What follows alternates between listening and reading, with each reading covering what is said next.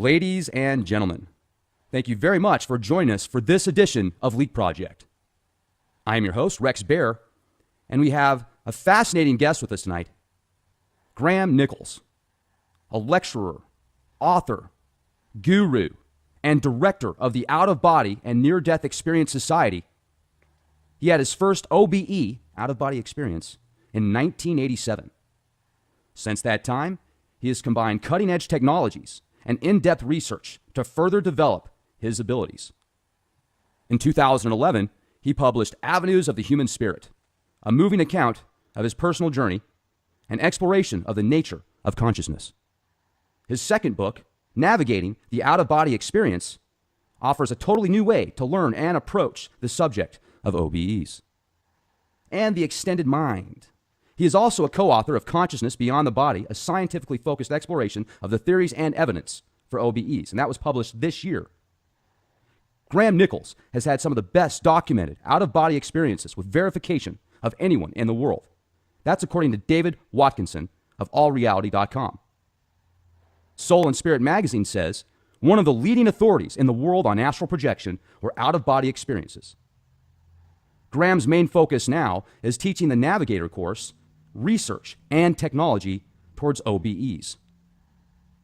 You can check out his work and learn more about out-of-body experiences at navigatorcourse.com and GrahamNicholls, with 2 L's.com.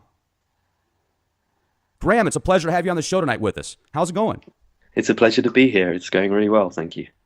Well, it certainly is an honor to have you on the show. I know we talked a little bit before we got started, and I'm just amazed with the abilities of the mind. I told you one of my personal experiences I had with an out-of-body experience before I even knew much about it. If you would, please tell our listeners a little bit about yourself and what kind of dove you into this subject of OBEs. Well, I guess much like the situation you described with yourself as having initially some spontaneous experiences, that's how it started for me as well. It really started with other areas than the out-of-body experience. It started with visionary experiences when I was very young, seeing an apparition at the age of around 5 years old. And then generally memories, maybe, things that you could maybe put down to something like reincarnation memories. Very hard to say exactly what they were, but I had these very interesting perceptions that came through to me in my early childhood. And then at the age of around 12, I started to have a few fleeting out-of-body experiences. They lasted only a few seconds, and they really showed me that there was such a thing as the out-of-body experience. And a few months later, or not exactly sure of the time frame, I came across the concept of astral projection and out-of-body experiences, and I managed to get hold of a book. It was the only book that they had in the local bookshop, and it described the idea of out-of-body experiences in a scientific context. So I read all of that, got very excited and inspired that maybe I could learn to induce this and maybe gain some greater control over the experience. So I spent the next few months devoting myself completely, practicing every single night. It took me 6 months before I had my first induced out-of-body experience, but I basically felt this huge surge of energy, like I'd been hit by a lightning bolt, but there was nothing painful about it. It was just a very, very intense energy. And then the next thing I knew, when the energy kind of dissipated, I was looking down at myself from above, and I could see the whole room, and it seemed to be lit with a kind of bluish green energy that seemed to be radiating from my body, from my sort of energy body or whatever it was that I was experiencing. I looked at my physical body, which appeared to be grayed out, almost like I was looking at a photograph. It felt very much like if you look at a photograph of yourself, you recognize yourself, you know that it's you, but at the same time you feel no emotion because you know that it's not you, it's just an image, it's just a representation. And that's very much how I felt looking at my physical body during that first experience. And then I couldn't really move very much. I could just rotate, almost like there was a pole running through my body, and I was in this kind of horizontal position and I could just rotate. And then that lasted for maybe a minute or so, and then I came back to my body. But really that was the beginning of everything. It was like I'd gone through a threshold at that point, and I knew then that I could induce the experience, and maybe this was the beginning of something. And it really was for the next, well, for my life since then. It's been full of various different kinds of experiences along those lines. Now, how often did you start making yourself have these OBEs after that first experience that you realized you could do it? Well, I think as is the case with out of body experiences, it's not so much that you make yourself have them. I tend to really dislike the term having OBEs at will, for example, because I think it's a complete misconception. I think what's going on in actual fact is more like you create the context, you create the right environment, the right context for it to take place. And so I started to work on that more and more, and I started to realize that if I got everything right in terms of the depth of relaxation, the temperature in the room, the things that I'd eaten, all of those kinds of things seemed to have an effect, as well as what I'd been doing in terms of what I'd been focusing on with my mind. All of those kinds of areas seemed to have an impact on it. So I started to tune myself, if you like, more and more to have the experiences. And then I would know when it was the right time. I could sense that my energy was at the right kind of heightened state. And then I would focus my mind more. If I had the vibrational state, which is a common state people describe prior to the out of body experience, if I experienced something like that, a kind of electrical energy kind of feeling, I would focus my mind and go into the out of body experience in that way. So I guess in terms of frequency, it was quite a lot at that point. I think maybe 2 or 3 times a week at that time, because I was totally focused on it. It was my whole life for that period, for sure. And did you start writing stuff down, your experiences? Yeah, I started keeping a diary in 1990, and I have a diary from 1990 to now of my experiences. So yeah, I've got quite an extensive diary, which is really great for my own research and for going back and cross-referencing things, seeing how I've developed, and also discovering new things, because as time goes on and you learn about new things, you can go back and look at the diaries and realize that, oh, okay, there was something going on there that you didn't even realize at the time. So keeping a diary is a very, very important thing. Now, when you have your out of body experiences, do you notice a silver cord connected to you everywhere you go? No, never. It's a bit of a myth, really. Very few people experience a silver cord. It's in the region of between 2 and 4% of people in studies ever experience anything like that. I think really it's just a leftover from. It's either a psychological construct, I would guess, or it's some kind of suggestion that's come from the literature that people have heard about somehow and then have experienced in their experience as a result. So I don't put much weight on that, because the science just doesn't support it. There's not, like I say, it's only like 2 to 4% depending on the study. In my recent study, there was no one at all who saw a silver cord, and in the most recent study by another researcher, I think he didn't find any instances of the silver cord either. So I think it's a bit of a myth, really. Have you heard the myth also that if you pull somebody's cord or cut the cord when you're in the astral realms, and it would actually cause you to die physically? Yeah, I think that probably derives from medieval witchcraft and some ideas like that. That one's definitely a myth. One of my first teachers, a guy called Douglas Baker, who I worked with when I was 15 years old, he gave me my first Saturday job, basically. I started working with him, putting out books, selling books, helping him set up his lectures, etc. Um, and he used to say that the silver cord was a myth, and he used to say if anyone in the room sees it, just tear it up, was his advice. He would just tell people to kind of destroy it, because he would say it's just your fears or imagination being projected outwardly. I don't know if that's the case or not. Like I say, I've never actually seen one, so I've never needed to take his advice, etc. But I know that he claimed that he did do that, that he kind of tore his up when he saw it once. So, Yeah. and he didn't die. So there we go. Shatter the dogma. Okay. I like Yeah. that. Also the out of body experiences that some people talk about are different than others. And the astral projection realms, different dimensions and stuff like that, from what I've read, that's the difference. Could you explain to us the difference between an OBE and actually astral projecting? Well, I think astral projection is more just the occult esoteric term.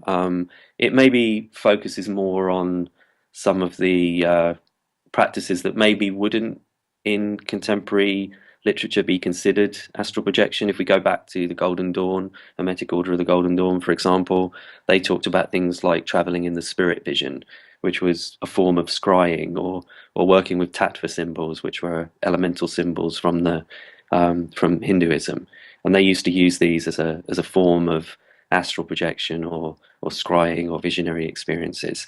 So I think in those days it was seen more as a way to access the tree of life in Kabbalah, or to access deeper parts of your own consciousness, maybe your higher self. There were writings like from Theosophy, A.E. Powell, for example, he wrote The Etheric Body, The Astral Body, Causal Body, etc. He wrote all those kinds of ideas that were prevalent in Theosophy. So I think a lot of that also had an influence.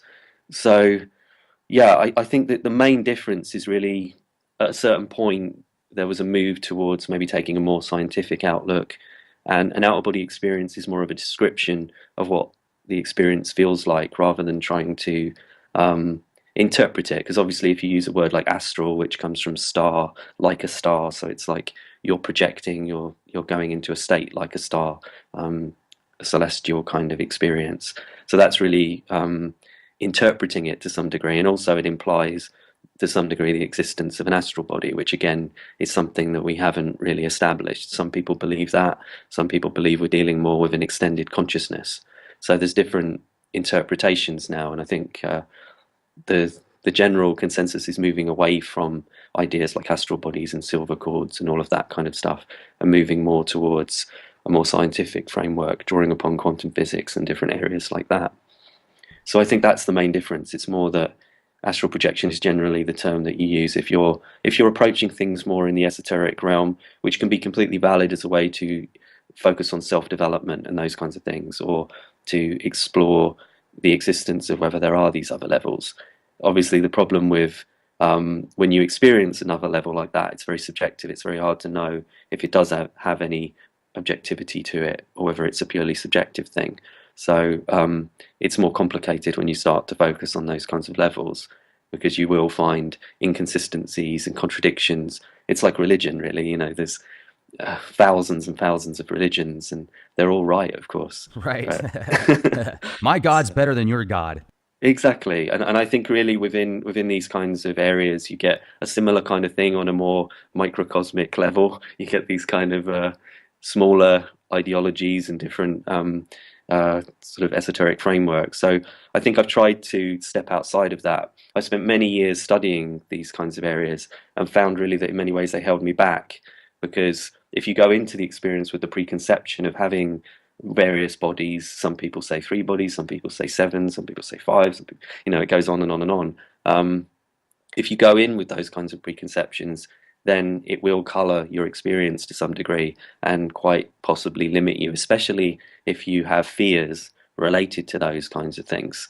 Like if you did, for example, believe that if your silver cord got broken, you're going to die, obviously that's going to add in a degree of fear that is not necessary.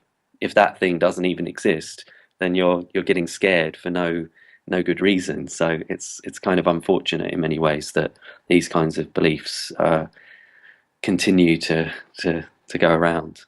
Well, I remember when I had my first experience, and I was just going to sleep as it happened, and it scared me so bad that I woke myself back up, and then I started to do it again. I left my body again and started floating around. It freaked me out, so woke myself up again.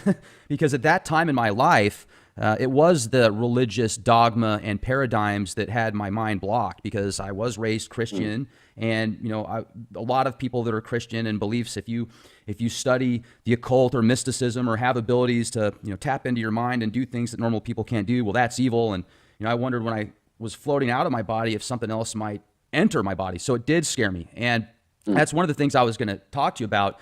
Since that time, I have expanded my mind tremendously, and I've gotten into research on OBEs and different forms of mental expansion, hermetics and stuff like that. So to me now, I look at it more as just a mental exercise, not magic or sci-fi or woo-woo. It's just literally creating the ability to do these things over practice and time, such as riding your bicycle up a very steep mountainside in the Swiss Alps. So Sure. With that said, Do you get a lot of people that you help along the way and they start to have these experiences and it just freaks them out to where it kind of takes them back a few steps? Well, I guess I try to address that right from the beginning, because I'm aware that people might have fears and things like that. So one of the first stages, in a way, for me, if you're going to build a solid foundation from which someone can learn to effectively have these kinds of experiences, if you start teaching them methodologies and approaches without addressing underlying subconscious, unconscious fears, then you're kind of building on a shaky foundation essentially. So I try to address that right from the beginning, and try to get people to approach it with an open mind. I like the Buddhist concept of Soshen, which is basically the beginner's mind, they call it, which is approaching everything as if you've encountered it for the first time. Now, of course, if any of these things, like the chord and all of that kind of stuff, if it is true, then you'll find it anyway. So there's no need to believe in it beforehand. But if it's not true and you believe it beforehand, then you might color or influence your experiences. So, the best thing to do in my eyes is just to have an open mind, approach it with a completely blank slate. Try not to sort of get too caught up in all those different ideas, because, as we've just illustrated, there's so many different viewpoints that I think the best thing to do is to get down to the science, or at least the scientific method, which at the end of the day just means that you test things for how true they are. That's all science is at the end of the day. It's not an ideology or a belief system, or it shouldn't be anyway.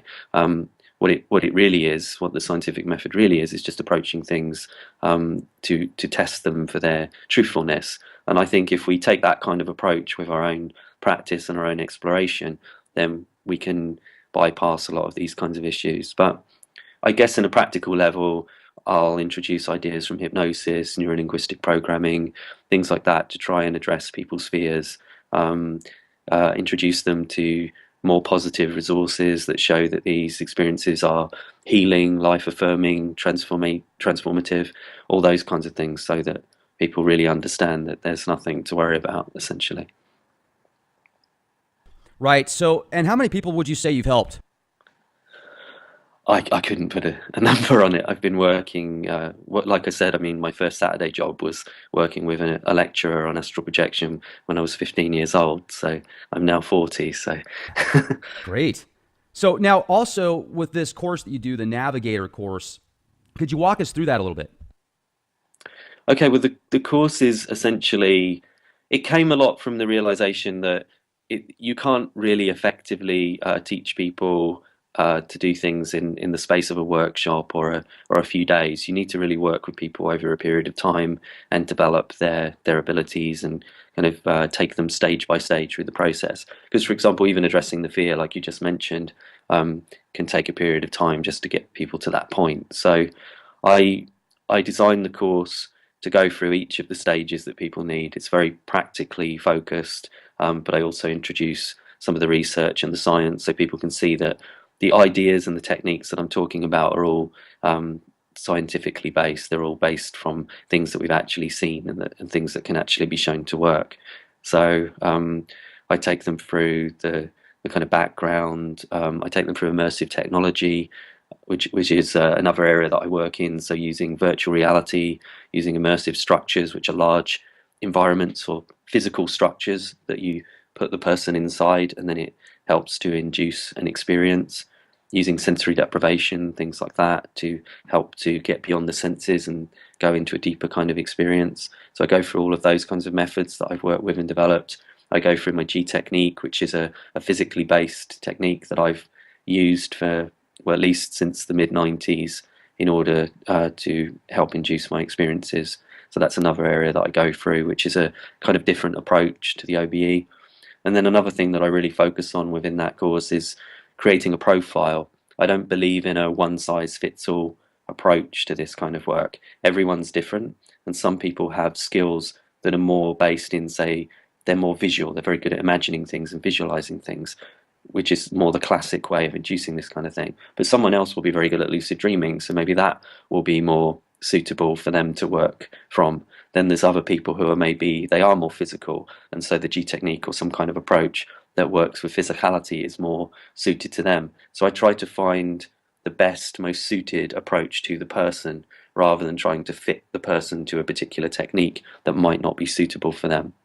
So it basically takes you through the whole thing, um, with lectures every week, Q&A every week, exercises to follow, a goal set after each week within the program, and then the final week is a completely interactive discussion where everyone can ask me any of the questions they want to cover and all of those kinds of things, anything that they got stuck on or something they want to improve on, or how can they go further, all these kinds of things. So we do all that in the final week.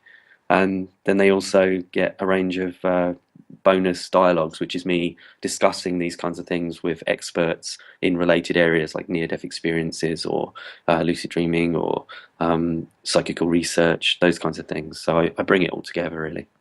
Well, that's another thing I was going to ask you, the difference between an OBE and lucid dreaming.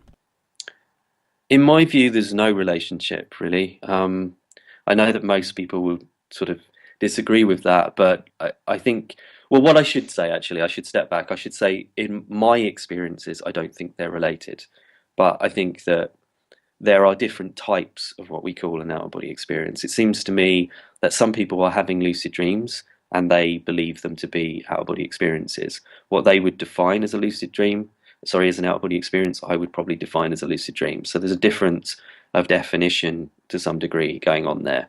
Then we also have things like sleep paralysis, where people wake up and they can't move, they're paralyzed in the bed, but they're still able to see. And classic forms of that will be that they'll see a crone, or an old man will come and sit on the chest and things like that. It's very, very terrifying. Why do you think that is? I have no real idea what the root behind that is. I could just speculate, but it's a very fascinating phenomenon. But at the same time, I think I tend to lean towards that it's an illusory experience, and I think that the out of body experiences that happen in that kind of context tend to be more illusory. I think they tend to be more of a hallucinatory type experience, or an extension of a dream type framework. So I tend to avoid sleep paralysis in my work. I should make the point that my out of body experiences are from a completely waking state. I don't induce them from sleep or dreams. I'm not asleep when they happen. So I, even in my teaching, I tend to get people to avoid inducing sleep paralysis. There are some methods out there where they encourage people to induce sleep paralysis, but I think if you do that, you're highly likely to have a scary experience because of the nature of being paralyzed and conscious at the same time. So I don't really think that's a healthy or particularly positive way to learn to have the experience. So I tend to avoid that. Now, we talked a little bit before the show also. I purchased a book several years ago by Robert Bruce called The 90-Day Guide to Astral Projection and Out-of-Body Experiences. And he gives a step-by-step guide that takes 90 days, basically. So I did find it fascinating because when I went through these exercises, the more focus I did with them, it certainly worked. But you have a more of a scientific approach to this phenomenon. The reason I'm bringing up these exercises is I want to find out if they're applicable also a little bit towards what you do. He discusses like ways to meditate and close your eyes basically and focus on the kind of a light body. And I know you say there isn't one, but maybe this is just a form of thought Well, process. I don't say there isn't anything. I'm Okay. my attitude is that we don't know and we have to explore and do the research and find out. I think that it's unlikely at this point. Okay. But in my book, I discuss both theories of an extended mind or of the idea of a light body, and I explore the evidence for both concepts. And it's just, to me, the weight of evidence at the moment is leaning more towards the consciousness-based model. But Like I don't consciousness is everywhere, basically? Well, something along those lines, yeah. It could, the actual mechanism and framework by which it works is obviously something we don't know yet. But I think that the implication of the experience, for example, that the body, even if we look at that statistically, only about 50% of people actually experience a body. So that's interesting in itself. If you just go by the esoteric literature, you just assume that there's a body. But if you actually look at what people really experience, rather than just taking traditions, word for it, essentially. We find that only about 50% in their initial experiences have a body. And then what you find is the longer they're having the experiences, if they start to develop them consistently, then the body becomes less and less apparent, which is exactly what happened with me. In my early experiences, I had a strong sense of a body. As time's gone on, the body virtually never shows up now. Virtually all my experiences are of either a traveling awareness or some kind of spherical form, something like a sphere, which again is consistent with a lot of the research. So I think that it's very useful to just get into the research and see what people are actually experiencing. Right. And I really appreciate your approach of a more scientific aspect. That's wonderful, especially for the skeptics and people that want to get to the real core of the matter instead of just some of the more metaphysical aspects, which both have their own merit, in my opinion. Well, there's hundreds and hundreds of approaches. I guess the approach I take is to try and teach people the underlying mechanisms behind the techniques. If you understand the mechanisms, if you understand what that approach is trying to achieve, or what a visualization approach is trying to achieve, or whatever it might be, if you understand the fundamental principles, then you can create your own technique, or you can use any of the techniques that are out there. It's more that once you have that understanding, you can kind of work with it. You can have more of a toolbox of approaches that you then draw upon in a more creative way. It's a bit like, I guess it would be a little bit like if you were studying martial arts. For a long time we had this whole idea of, right, you're going to learn a traditional form, let's say Wing Chun or karate or jiu-jitsu or whatever it might be. And then there was a certain point where uh, certain people came along and said, well, actually, I think there's elements from different systems that if we mix them up, we'll get a far better approach, because we'll take the best bits from each of those approaches and we'll try to understand the essential mechanisms behind the approaches, and then we'll create something even more effective. And I think really what my approach is to do that within the context of the out of body experience, to say, okay, these kinds of ideas are interesting and work. And I haven't thrown the baby out with the bathwater. There are a lot of concepts from esoteric ideas, occult ideas, that do make total sense. And I think a lot of what Robert Bruce is saying on a practical level is probably great. I've only read one of his books, but so I haven't read the one you're referring to. But I think the thing is to get down into the understanding, and the more we understand, the better, really. So in my book, I've spent a lot of time explaining the mechanisms and how different techniques relate to different types of people, and then I give the methods at the back, and hopefully by that point you'll understand the structures and the process that you need, the steps that build up any technique. They all work on basically 4 or 5 steps. They're all consistent. You'll find the same kinds of things within any approach that you might take. Now, that's great. Also, you talk about some evidence that you give people that go through these courses that can verify these encounters and experiences as actual out-of-body type experiences. Could you talk to us a little bit about that? Well, I guess I'm one of the few people who is interested in evidence for the experience from from an objective point of view within this world. So if people are interested, on my YouTube channel, there's a few videos, for example, one of a precognitive experience I had, which I think is probably one of the most amazing experiences I've ever had, and I've not seen anything like it on record, because I had the out-of-body experience with 4 other people in the room with me when the experience happened. I had an OBE, went to a part of London basically 4 days in the future, is what it apparently seemed to be. And I saw an explosion burst out from the right-hand side of the street. I saw the chaos ensue. I felt this emotional impact hit me in the chest. I went into a kind of void-like state, and one of the other people there had to kind of bring me out of the trance state that I was in, bring me round. And then I described that I'd seen this bombing. I described the street, that it was in Old Compton Street in central London, that I'd seen it from the vantage point of the corner of Moore Street. I described the whole scenario. We recorded all of this, wrote everything down within 2 hours of the out-of-body experience. And then 5 days later, there was an explosion on that exact street, exactly where I said, with exactly as I'd seen in the out-of-body experience. So, that's a witnessed experience. And in the video on on YouTube, there's one of the witnesses on the video describing his version of how he remembers it, etc. And then I've also got another video with my partner talking about an experience where she was with me when the OBE happened and how we were able to verify the details again. And then I've also taken part in experiments with Rupert Sheldrake to demonstrate psychic abilities, or psi abilities as they call it within the scientific framework, and also visited IONS in California, the Institute of Noetic Sciences, with Dean Radin, and took part in his micro PK experiment, which also had positive results. So I'm trying as much as possible to be involved in the science as much as I can, and I'm taking part in another study very soon with some researchers in Italy as well. So that's kind of really, I guess, my passion in one way, to see if we can gain some more objective evidence for these kinds of experiences as best we can. What's your YouTube channel, Graham? If people just search for Graham Nicholls, it'll come up. Okay. Awesome.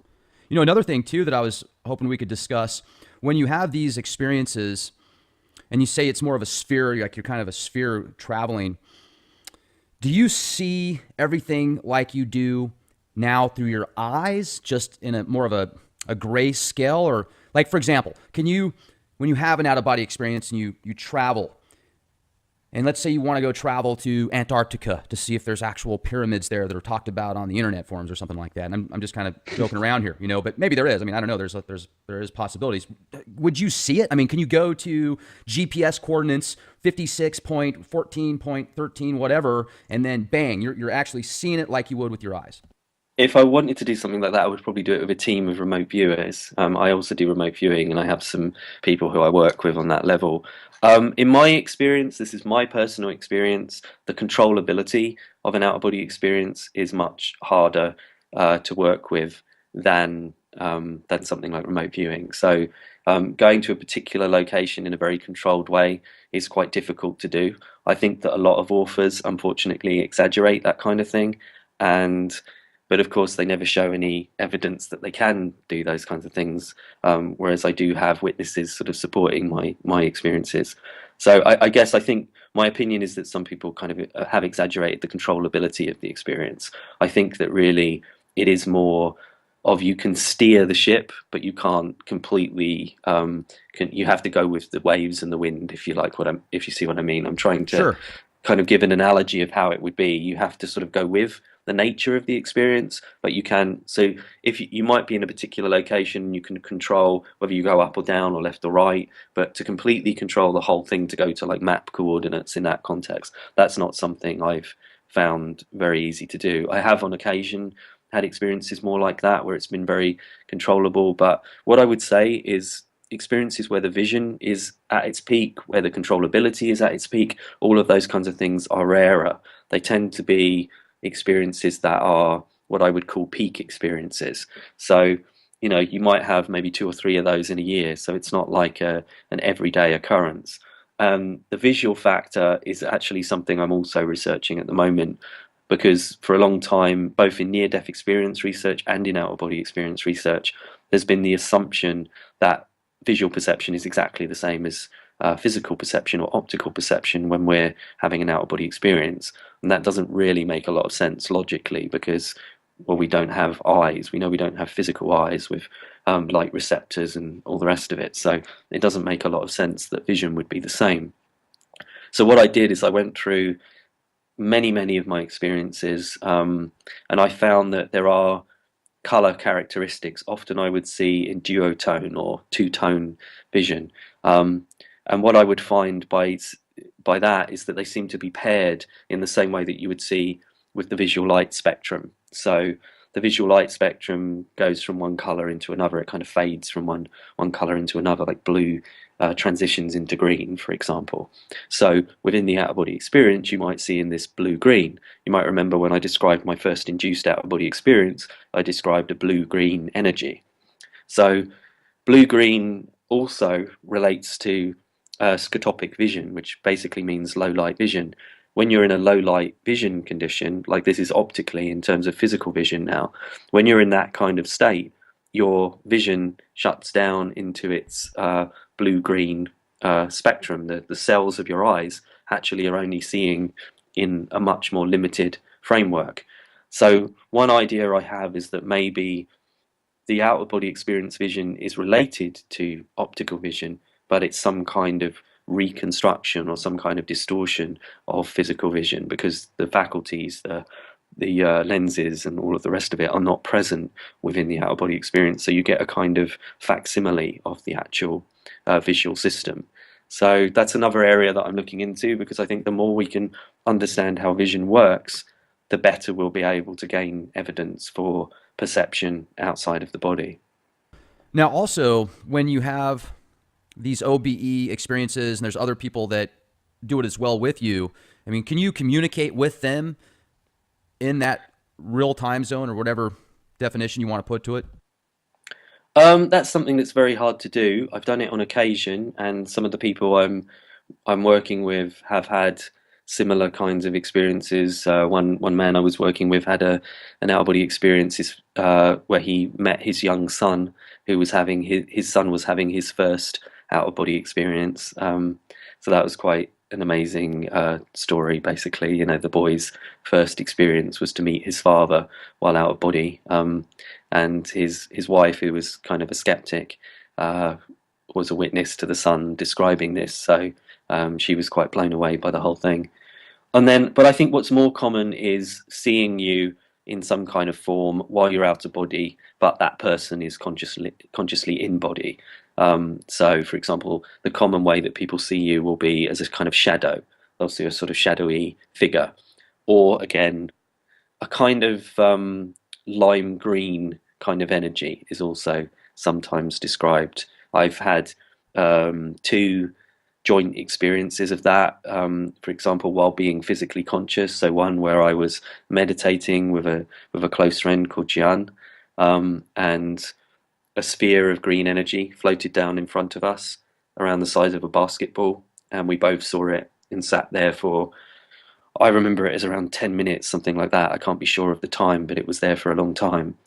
And then more recently, just a couple of years ago, I was with my girlfriend. We were laying on the bed, and we were in quite a heightened emotional state, not a negative one, a more positive one, heightened sort of emotional state. And it was almost like both of us, or one of us, projected out an energy form, and we both saw a humanoid torso floating above us in this kind of limeish green color, which is exactly the same kind of color that I saw with Jian many years before, meditating in my bedroom as a teenager. So I've had these experiences, and with her I've also had some other experiences like that. But that gives you an illustration of how it's common to have shared experiences, maybe more in a sort of physical sense than it is within the OBE, but it does happen on occasion that you'll share the out of body experience, and then actually there can be quite profound experiences where you almost kind of meld together and you seem to share your consciousness for a moment, but they tend to be quite fleeting as well. Also, with these experiences that you have you ever made contact with like different types of deities or entities, for example, like sylphs that are talked about or stuff like that? Well, like I said earlier, it's very hard to say how objective those kind of things are. Um, I've I've got two, I guess, what you would call guides that I work with. So they would, I guess, be in the context of entities, but What are they I like?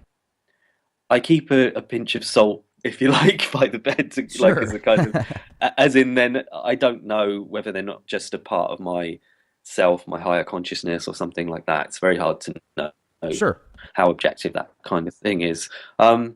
Well, one seems to be related to a kind of dynamic, creative kind of energy. Is more to do with a kind of actually sort of almost like a reptilian kind of consciousness, reptilian brain kind of level, whereas the other is more mammalian and more to do with like natural consciousness and human consciousness and things like that. So What do you mean by reptilian? I knew you were going to pick up on The that. shapeshifter.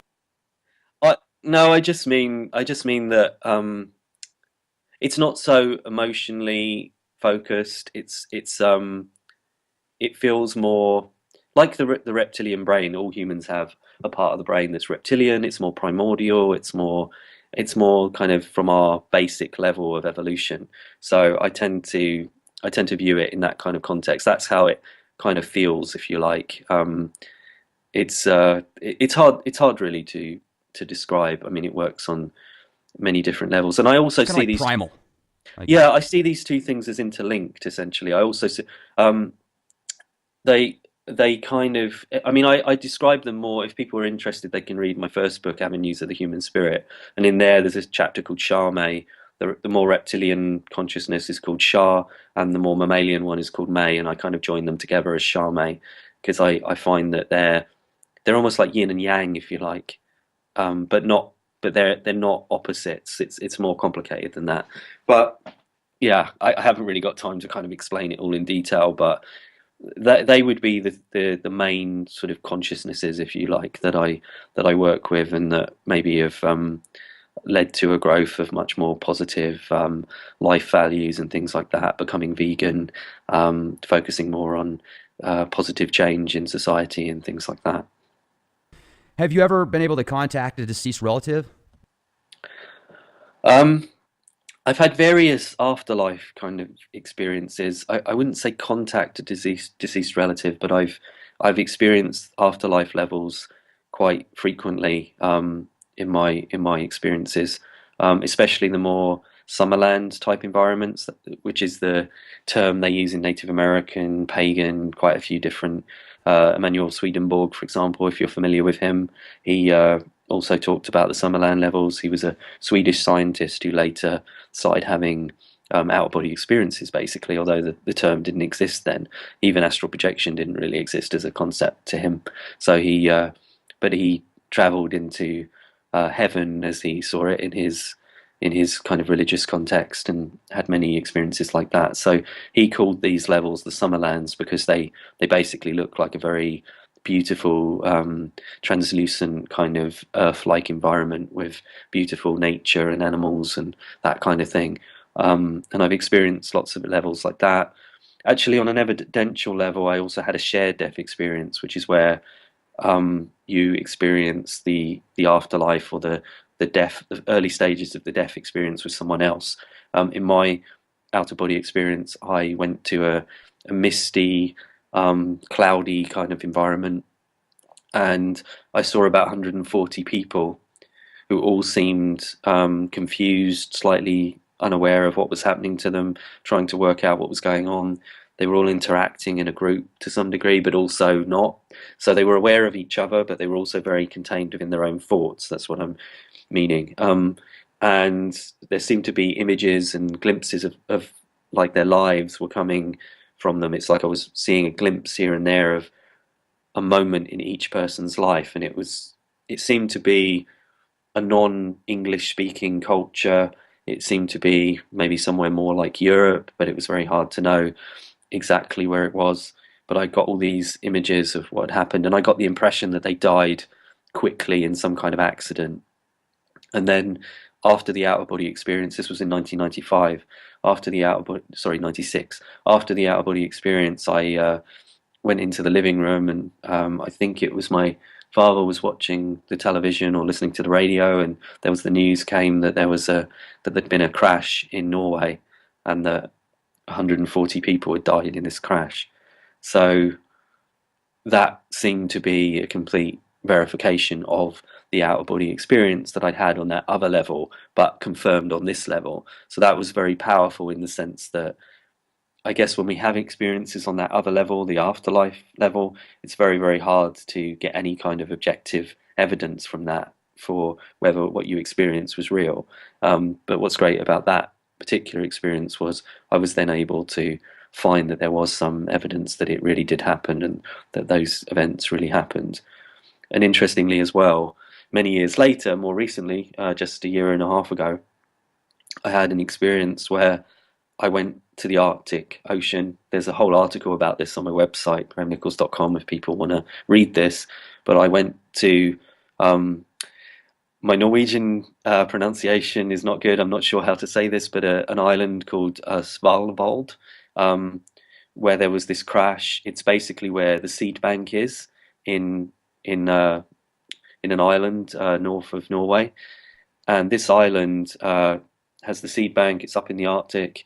I was able to see the seed bank, which I again didn't know about prior to the experience. And then I came across to the right, and I saw a boot-like island, which looked almost like Italy but in reverse. So I memorized that as a way to work out where I was because I knew I was in the Arctic, but I didn't know exactly where. So this boot-like shape was a way that I could try and trace where I'd been. And then I went down from there into the north of Finland, and which is just above where I physically live now. So I also encountered a Sami man, which is the traditional kind of folk culture of northern Finland. So that was quite a profound experience, and it seemed to be linked with the plane crash in some way because the two had happened in the same location. So I don't know why I've been drawn to that place on multiple occasions, but I think it's something that I'm going to be looking into. What is it like for you after you have these experiences? I mean, does it mess with your head a little bit? Does it affect you throughout the day? Oh, of course, it affects me for a long time. I think some of the experiences have affected me for my life, really.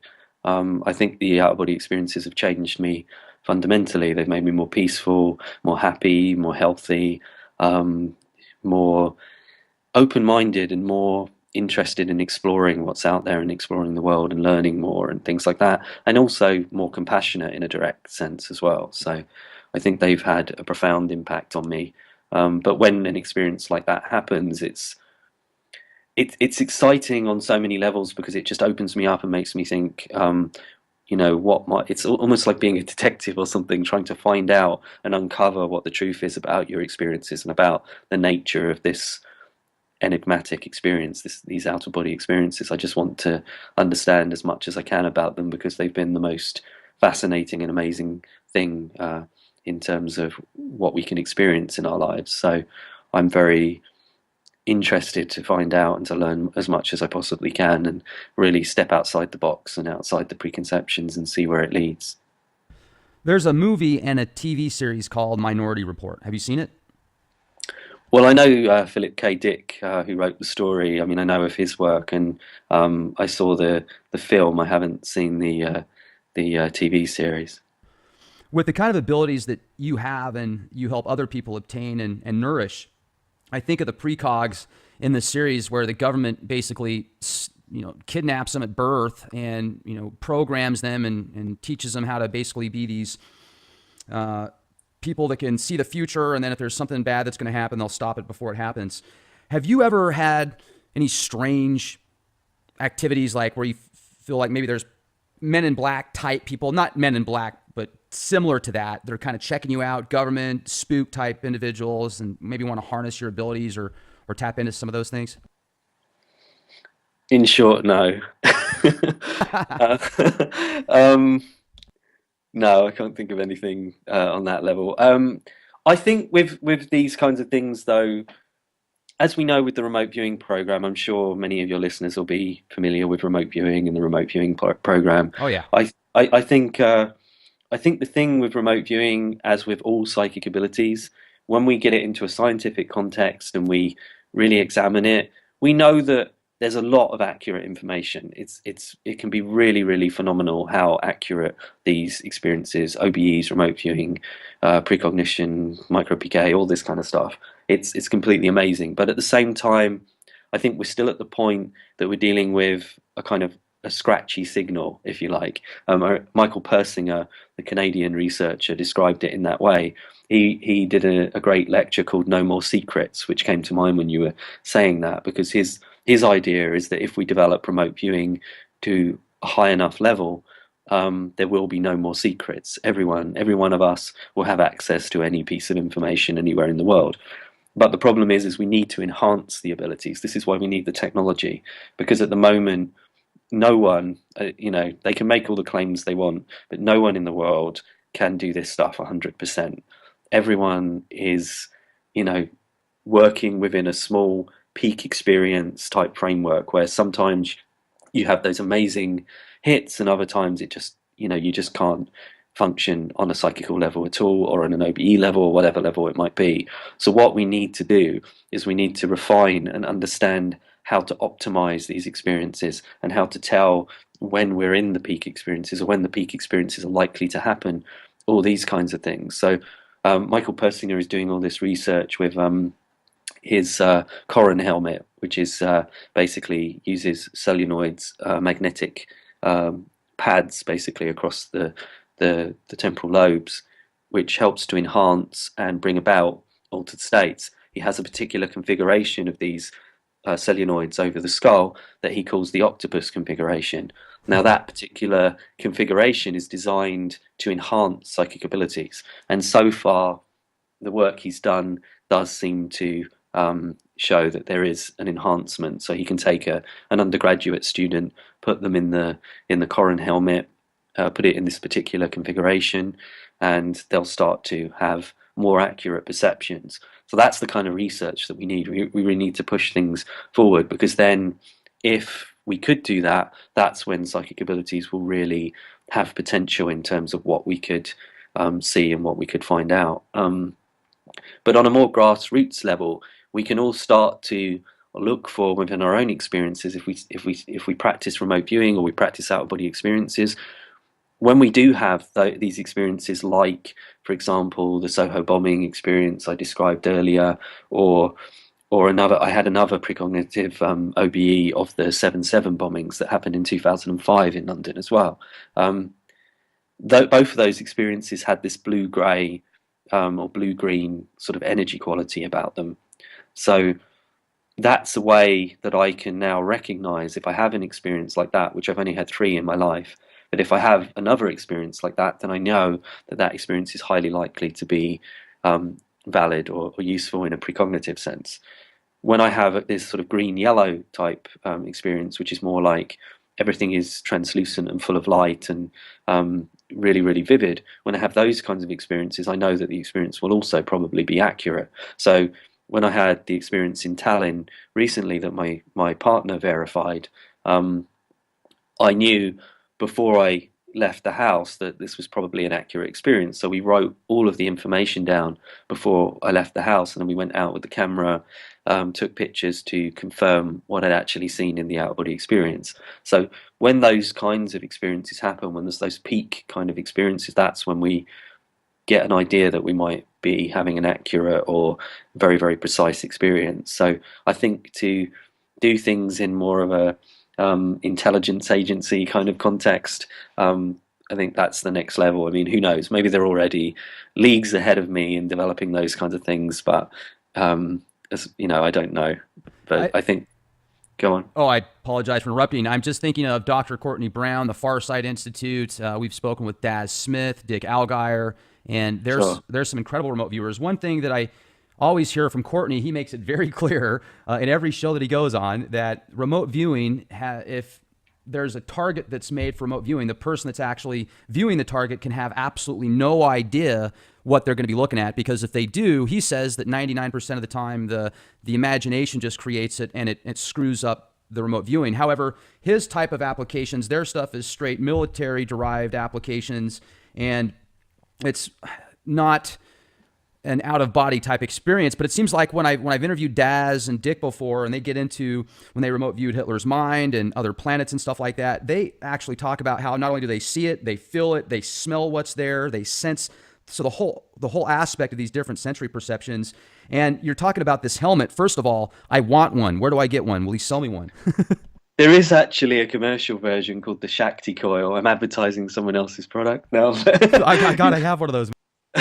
You can actually buy one, so yeah, I'm not sure how much they cost, but you can get. It's not as advanced as the one that he uses in his research, but they do exist. But on what you were saying about the remote viewing, like I say, I have a team of people who I do remote viewing with, and I've spoken at the International Remote Viewing Conference in Las Vegas as well, and things like that. So it's an area that I'm also very interested in, and I think that remote viewing and out of body experiences are on a continuum. Obviously, out of body experiences are my main passion, but I think that remote viewing is a very applicable tool. It's a way to gain a greater level of controllability. But yes, you mentioned, Courtney Brown said, if you're aware of the target, then that's going to reduce your accuracy by quite a significant amount, which goes back to what I was saying at the beginning as well about if you have preconceptions with the out of body experience, that can then filter in and affect your out of body experience. So I think it's very important to have this kind of clarity of mind as much as possible, meditation and things like that. Joe McMoneagle, for example, I know practices a kind of cool down period, as he calls it, with his remote viewing. So he will get the mind to a kind of still state before he actually goes into doing any remote viewing. With my out of body experience work, it's a separate practice and also a related practice, but I do Zazen, which is basically Zen meditation. So I focus on this idea of getting to a still mind. So if you have this calmness and stillness within your overall practice, then you don't emotionally overreact. When you have the experience, so you're able to gain more control. You develop more clarity of mind, which actually seems to have a knock-on effect of clarity of vision. There's a whole range of factors that the actual meditation can be used to enhance the other psychical approaches that you might use. So I think, all of this is interrelated. They're all on a kind of continuum, really. And I think that remote viewing is where you have awareness of two places at the same time. Essentially, that's kind of how you're working, and you're structuring that within a protocol, which helps for accuracy of information. Whereas an out-of-body experience, you go so deep to the point that you lose awareness of the physical body, and you have a completely immersive, completely separate experience. So they're kind of, if you had a continuum of full body awareness, and at the other end of the spectrum, out of body awareness, remote viewing would probably be in the middle between the two. Yeah, I definitely like the way you put that. The different influences that can be caused via out of body experiences. Let's get into some Jedi Knight stuff here for a minute. The Force is strong with this one. Is it a possibility to influence somebody's way of thought or affect them by out of body experiences? It's not something I've particularly attempted, but I would imagine that the person will be aware of your presence, maybe even only on an unconscious level. It seems often people do seem to react in some way. They're not aware of why they're reacting or what they're reacting to, but there is, especially if they're in a relaxed and receptive state, when you're near them in the out-of-body experience, they're more likely to show some sign that, at least on an unconscious level, that they're aware of your presence. Many people have attempted to use out-of-body experiences for healing purposes. So, trying to send energy and help that person while they're having an OBE. So there are areas that seem to suggest that's the case. But again, I think it would be something you'd have to do some actual research on. I think it would be quite interesting research to do, actually. Sure, yeah. And, the different stuff you've got in your kit, in your Navigator series, you talk about some different sounds and stuff like that help emphasize these abilities. Is it almost binary beats type stuff, or? No, I developed my technology, which is infraliminal sound. I developed it because I didn't find binaural beats effective. That was really the bottom line.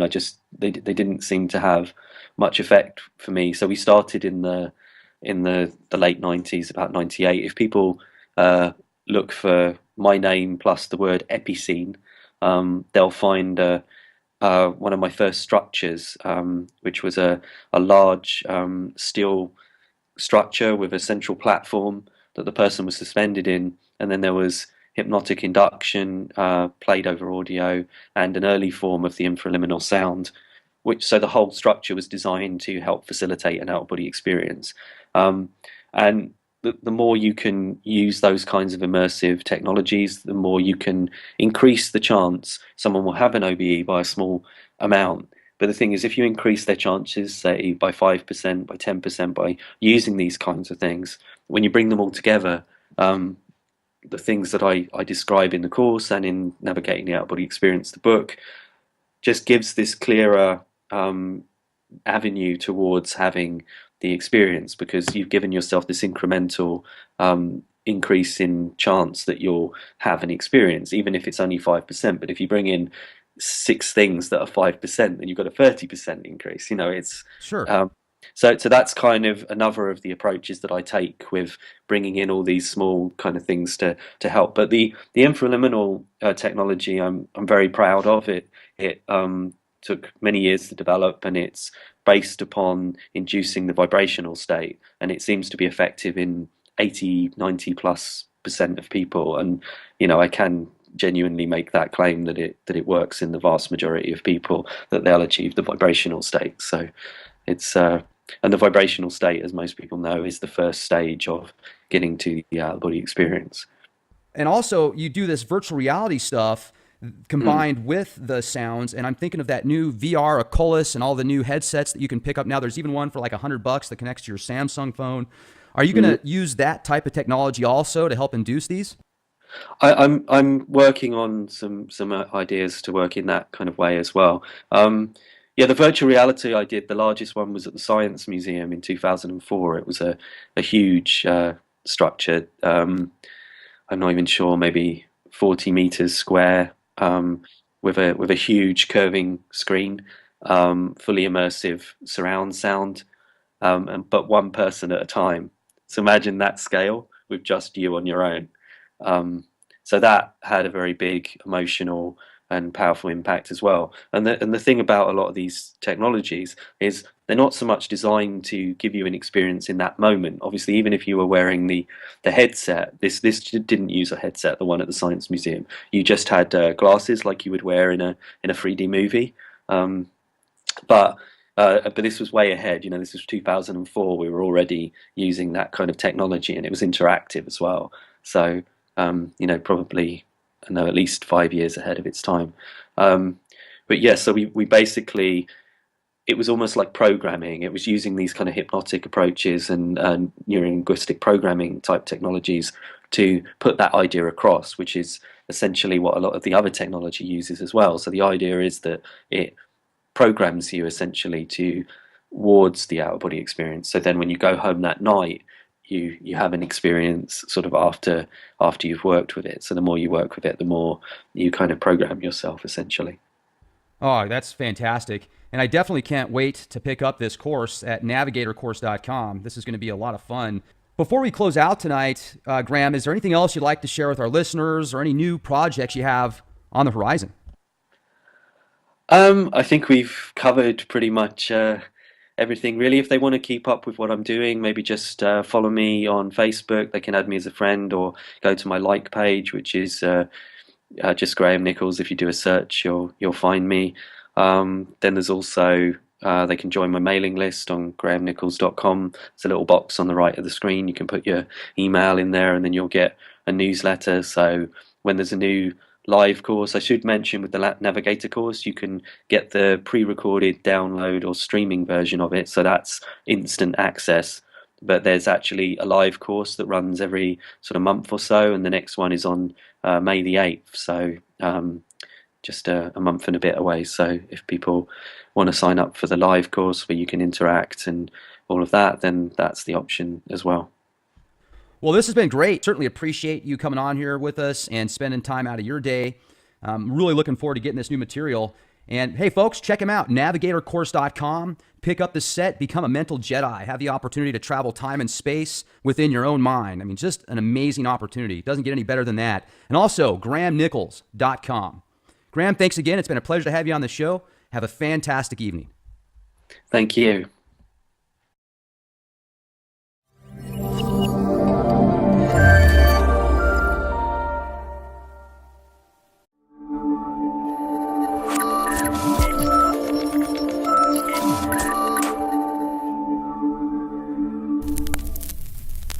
Ladies and gentlemen, thank you very much for joining us for this edition of Leap Project. I am your host, Rex Bear, and we have a fascinating guest with us tonight, Graham Nicholls, a lecturer, author, guru, and director of the Out of Body and Near Death Experience Society. He had his first OBE, out of body experience, in 1987. Since that time, he has combined cutting edge technologies and in depth research to further develop his abilities. In 2011, he published Avenues of the Human Spirit, a moving account of his personal journey and exploration of the nature of consciousness. His second book, Navigating the Out of Body Experience, offers a totally new way to learn and approach the subject of OBEs. And The Extended Mind. He is also a co-author of Consciousness Beyond the Body, a scientifically focused exploration of the theories and evidence for OBEs, and that was published this year. Graham Nicholls has had some of the best documented out-of-body experiences with verification of anyone in the world. That's according to David Watkinson of allreality.com. Soul and Spirit magazine says one of the leading authorities in the world on astral projection or out-of-body experiences. Graham's main focus now is teaching the Navigator course, research, and technology towards OBEs. You can check out his work and learn more about out-of-body experiences at navigatorcourse.com and Graham Nicholls, with 2 L's.com. Graham, it's a pleasure to have you on the show tonight with us. How's it going? It's a pleasure to be here. It's going really well, thank you. Well, it certainly is an honor to have you on the show. I know we talked a little bit before we got started, and I'm just amazed with the abilities of the mind. I told you one of my personal experiences I had with an out-of-body experience before I even knew much about it. If you would, please tell our listeners a little bit about yourself and what kind of dove you into this subject of OBEs. Well, I guess much like the situation you described with yourself as having initially some spontaneous experiences, that's how it started for me as well. It really started with other areas than the out-of-body experience. It started with visionary experiences when I was very young, seeing an apparition at the age of around 5 years old. And then generally memories, maybe, things that you could maybe put down to something like reincarnation memories. Very hard to say exactly what they were, but I had these very interesting perceptions that came through to me in my early childhood. And then at the age of around 12, I started to have a few fleeting out-of-body experiences. They lasted only a few seconds, and they really showed me that there was such a thing as the out-of-body experience. And a few months later, or not exactly sure of the time frame, I came across the concept of astral projection and out-of-body experiences, and I managed to get hold of a book. It was the only book that they had in the local bookshop, and it described the idea of out-of-body experiences in a scientific context. So I read all of that, got very excited and inspired that maybe I could learn to induce this and maybe gain some greater control over the experience. So I spent the next few months devoting myself completely, practicing every single night. It took me 6 months before I had my first induced out-of-body experience, but I basically felt this huge surge of energy, like I'd been hit by a lightning bolt, but there was nothing painful about it. It was just a very, very intense energy. And then the next thing I knew, when the energy kind of dissipated, I was looking down at myself from above, and I could see the whole room, and it seemed to be lit with a kind of bluish green energy that seemed to be radiating from my body, from my sort of energy body or whatever it was that I was experiencing. I looked at my physical body, which appeared to be grayed out, almost like I was looking at a photograph. It felt very much like if you look at a photograph of yourself, you recognize yourself, you know that it's you, but at the same time you feel no emotion because you know that it's not you. It's just an image, it's just a representation. And that's very much how I felt looking at my physical body during that first experience. And then I couldn't really move very much. I could just rotate, almost like there was a pole running through my body, and I was in this kind of horizontal position and I could just rotate. And then that lasted for maybe a minute or so, and then I came back to my body. But really that was the beginning of everything. It was like I'd gone through a threshold at that point, and I knew then that I could induce the experience, and maybe this was the beginning of something. And it really was for the next, well, for my life since then. It's been full of various different kinds of experiences along those lines. Now, how often did you start making yourself have these OBEs after that first experience that you realized you could do it? Well, I think, as is the case with out-of-body experiences, it's not so much that you make yourself have them. I tend to really dislike the term having OBEs at will, for example, because I think it's a complete misconception. I think what's what's going on in actual fact is more like you create the context, you create the right environment, the right context for it to take place. And so I started to work on that more and more, and I started to realize that if I got everything right in terms of the depth of relaxation, the temperature in the room, the things that I'd eaten, all of those kinds of things seemed to have an effect, as well as what I'd been doing in terms of what I'd been focusing on with my mind. All of those kinds of areas seemed to have an impact on it. So I started to tune myself, if you like, more and more to have the experiences. And then I would know when it was the right time. I could sense that my energy was at the right kind of heightened state. And then I would focus my mind more. If I had the vibrational state, which is a common state people describe prior to the outer body experience, if I experienced something like that, a kind of electrical energy kind of feeling, I would focus my mind and go into the outer body experience in that way. So I guess in terms of frequency, it was quite a lot at that point. I think maybe 2 or 3 times a week at that time, because I was totally focused on it. It was my whole life. For that period, for sure. And did you start writing stuff down, your experiences? Yeah, I started keeping a diary in 1990, and I have a diary from 1990 to now of my experiences. So yeah, I've got quite an extensive diary, which is really great for my own research and for going back and cross-referencing things, seeing how I've developed, and also discovering new things, because as time goes on and you learn about new things, you can go back and look at the diaries and realize that, oh, okay, there was something going on there that you didn't even realize at the time. So keeping a diary is a very, very important thing. Now, when you have your out-of-body experiences, do you notice a silver cord connected to you everywhere you go? No, never. It's a bit of a myth, really. Very few people experience a silver cord. It's in the region of between 2 and 4% of people in studies ever experience anything like that. I think really it's just a leftover from. It's either a psychological construct, I would guess, or it's some kind of suggestion that's come from the literature that people have heard about somehow and then have experienced in their experience as a result. So I don't put much weight on that, because the science just doesn't support it. There's not, like I say, it's only like 2 to 4% depending on the study. In my recent study, there was no one at all who saw a silver cord, and in the most recent study by another researcher, I think he didn't find any instances of the silver cord either. So I think it's a bit of a myth, really. Have you heard the myth also that if you pull somebody's cord or cut the cord when you're in the astral realms, and it would actually cause you to die physically? Yeah, I think that probably derives from medieval witchcraft and some ideas like that. That one's definitely a myth. One of my first teachers, a guy called Douglas Baker, who I worked with when I was 15 years old, he gave me my first Saturday job, basically.